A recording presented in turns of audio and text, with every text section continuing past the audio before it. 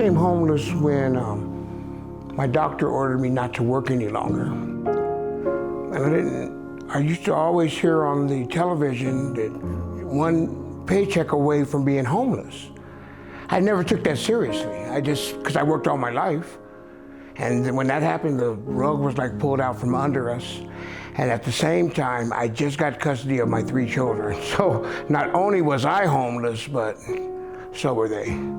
It was a rude awakening. It was a rude awakening. I found out about the STAR program through the Lawrence Street shelter. I went in and inquired because I knew that they dealt with homelessness, but I wasn't quite sure how they dealt with families. Somebody suggested that I go up and apply, and I got accepted. One of the wonderful things about our program here is that the participants that we serve also live here, and so that just means that we get to engage with them at the place where they live, and that's honestly a really cool thing. I developed a little personal, special relationship with the front desk. Caleb is the first one that I talked to about coming into the program, and he followed it all the way through and ended up being my case manager. And I've always felt comfortable with talking with him. And then Sarah, she'll see me and Marcus and she'll stop. Marcus will have a bad day and she'll know it, but Marcus would walk in and she'll let him in her office. That's never happened anywhere. You know, how you doing today? And good morning and inspiration. Them 2 people, yeah, very special. I was working at the front desk and Roman came up so excited to give me Marcus's school pictures.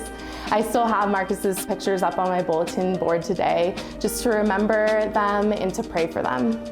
As a case manager, I'm one of the main supports that participants have while they're here at the Crossing. And so I'm their sort of go-to person if they need help with anything financial, anything related to their job, anything going on in their personal life that they need support for. And I'm also there to connect them to resources that they might not have access to here. Marcus is involved with about 4 different therapies.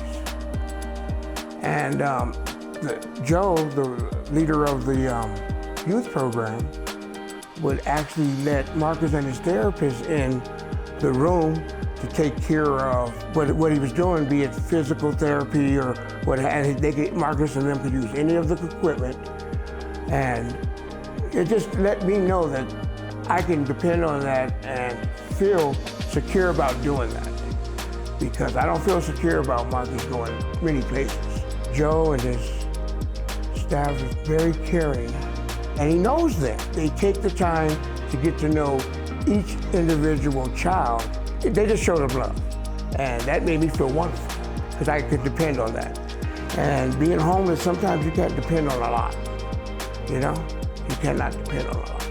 The kids program, it wasn't only for the kids, it was for us. It was for the parents as well, because it gave me an opportunity to go into the computer room and look for housing. The great thing about Roman finding housing was that it had been from a program that he had applied for a couple of years ago. So he'd been on their waiting list for a couple of years, and the STAR program was able to step in and give them housing while they were waiting for that.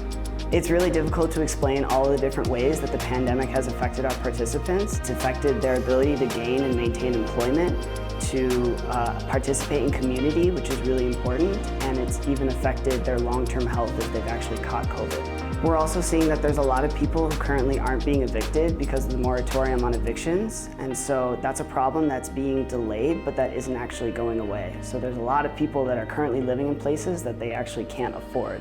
And one day that problem is going to result in places like the Crossing being really necessary. But the first time I walked in the place, I was just in awe. I was like, oh my goodness. And I also knew that my children are going to be the same way about it. And say it's theirs. And it was just, first of all, it was unreal. Not looking at the place, because that's just a gimme if you look at it, you're able to get it. But when I got the keys and turned the key and opened it and shut the door, I was in tears.